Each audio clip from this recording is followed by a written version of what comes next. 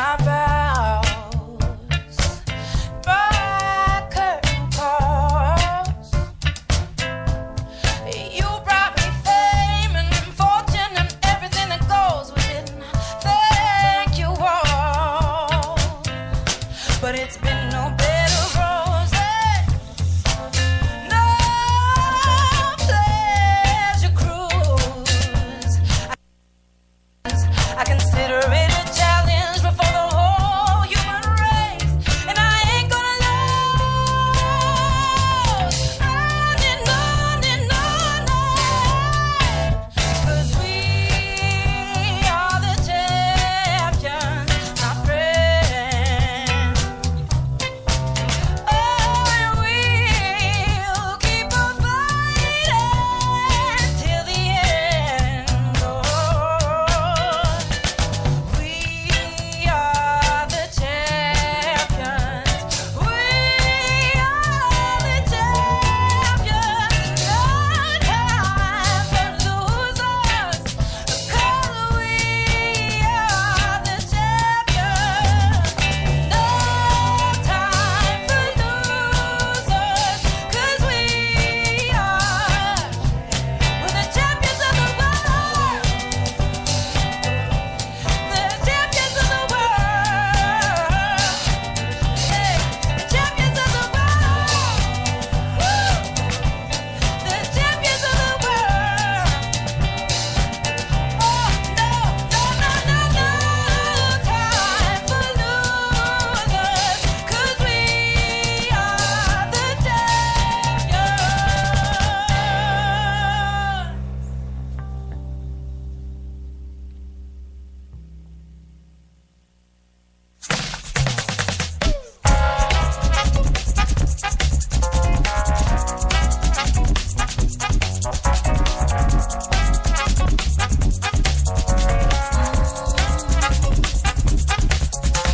She got a smile and it seemed to me reminds me of childhood memories where everything was as fresh as the bright blue sky. Now and then when I see your face, it takes me away to that special place where if I look too long, I'll probably break down and cry. Yeah, oh, sweet child of mine. Whoa, sweet love of mine.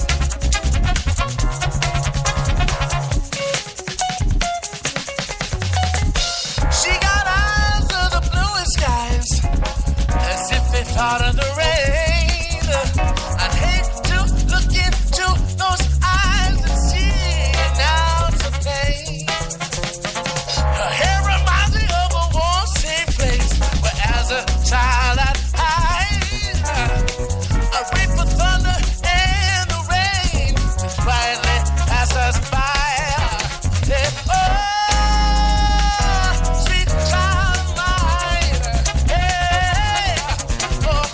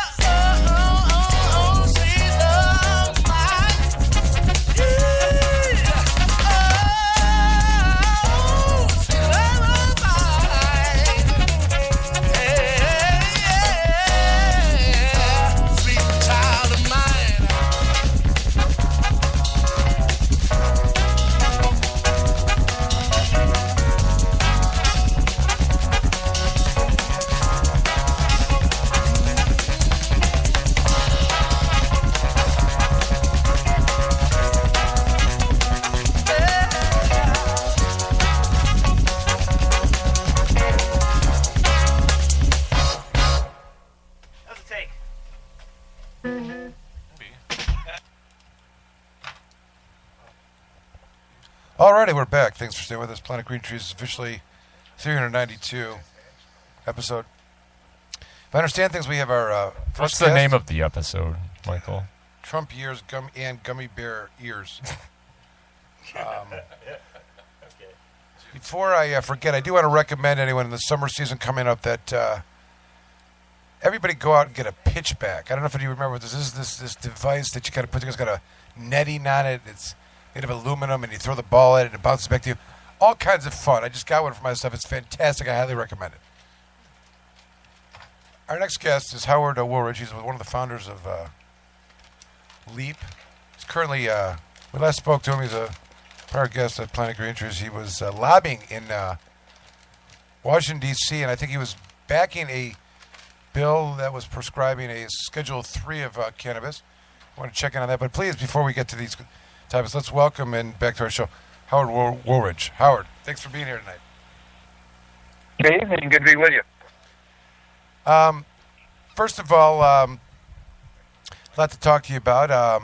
Just for those listeners that may not be fully aware of your background, and I didn't do a great job at really explaining all of it. I know you're, a retired police officer from Bath Township and one of the founders of LEAP. But after that in your career, I was like your kind of origin version of how you got to what you're doing right now. Well, a couple of years after I retired, for the folks that's in the Lansing, Michigan area, where I was an officer, a detective, rode my horse across America, tried to, like a Paul Revere, just trying to let people know that the war on drugs is a failure, and the way to reduce crime, death, disease, and financial burden on the taxpayer was to legalize all drugs. And then got involved with some Texas organizations, and then finally in 2002 co-founded LEAP with 4 others. And since then, I finished my second ride across America, then came to Washington, D.C. to change the world. And here, just so for your listeners, my main focus is anti-prohibition and employ the 10th Amendment towards drug policy. The 10th Amendment is states' rights. Let the states decide, let Springfield run Illinois, let Lansing run Michigan, that sort of thing. And that's my primary focus. Secondary to that, I will support anything which is going to move the ball forward, like the bill you mentioned, the H.R. 2020, which would move marijuana to Schedule 3 and break that particular topic wide open, in that it would be immediately available to all 300 million Americans as a Schedule 3 drug. Right, I remember that you were... and this is really a good place to kind of, at the time we last spoke to you, you can tell us if you're still lobbying, but you gave us your perspective of and from the Washington, platform of the bills that were being considered and contemplated, and we had a whole plethora of them. This is the one that you're speaking of, which would make it a Schedule 3, medicinal, and I guess prescribed by physicians.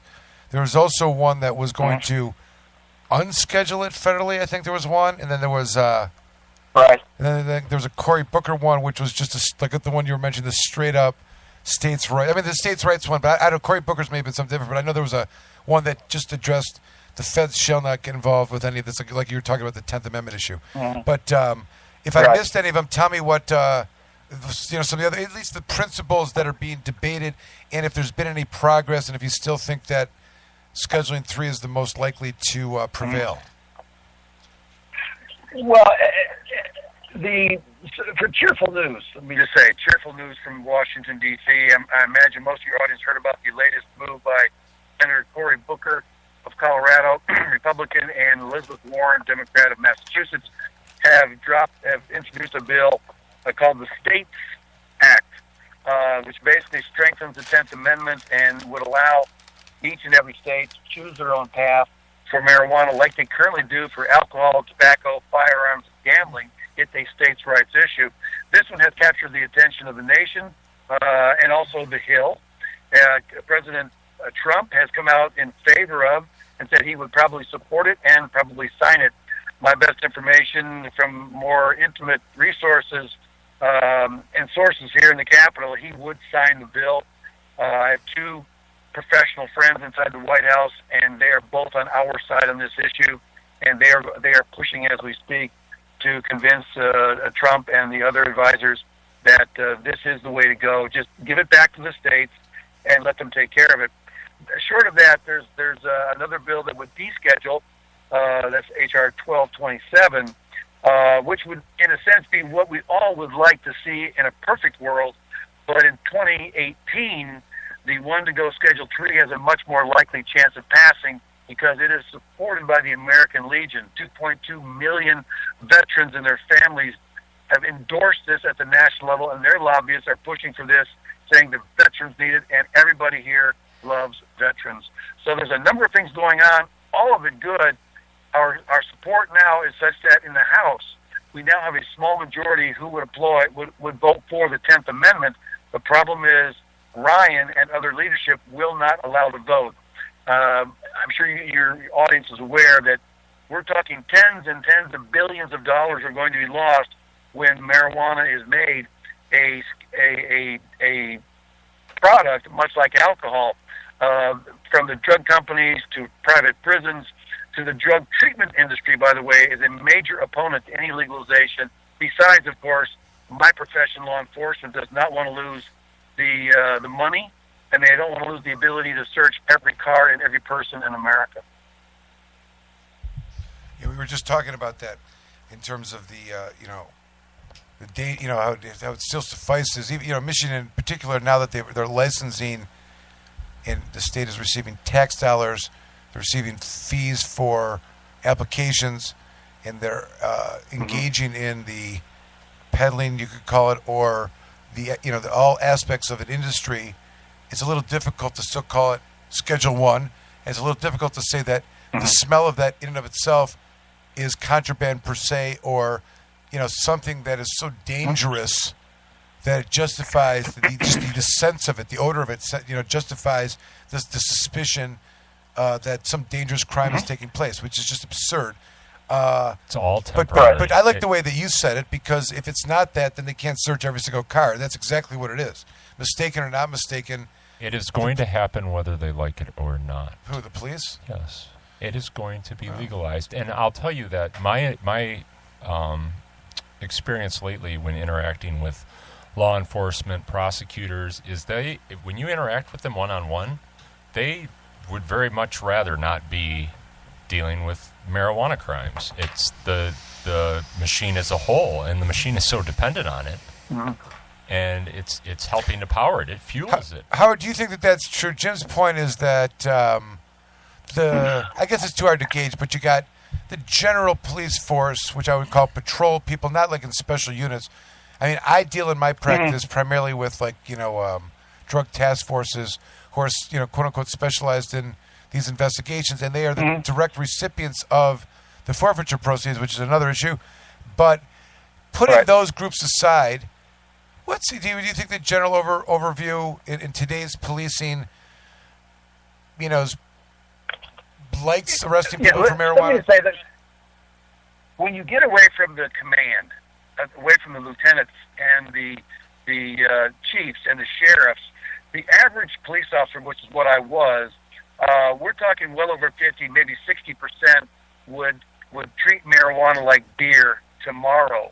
But the chiefs and the sheriffs and lieutenants know how much money they make from civil asset forfeiture. They're fully aware of the federal and state grants they receive to enforce marijuana laws.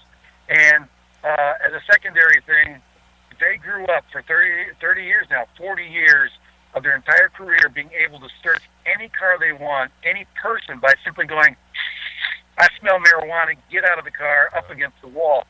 And this has been now part of our DNA, that the Fourth Amendment simply does not exist, and we can get around it because we can always say we smell marijuana, and there's no way in a court of law to prove us differently. So these are powerful factors for my profession to continue the marijuana prohibition. And let me just say more cheerful news.